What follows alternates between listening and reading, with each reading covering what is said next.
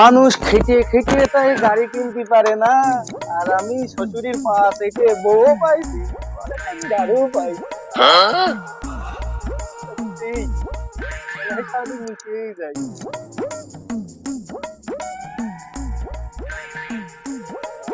এই তোমার সাবন না? হ্যাঁ, কি হে? না, গাড়ি তো কিস্তিতে নেওয়া। ডেট শেষ হয়ে গেছে। কিস্তি দে। হ্যাঁ, শ্বশুর তো আমার নগদ টাকাতে গাড়ি কিনতে আছে, আপনি কি বলছেন? দাঁড়ান, শ্বশুরের কাছে ফোন দিয়ে দেখি।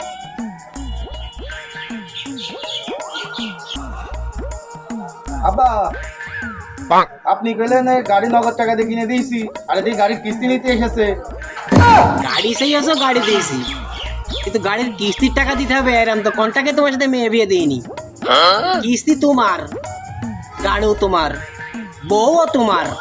তুমি বোঝো কি করবা না করবা, এর ভিতরে আমি নেই।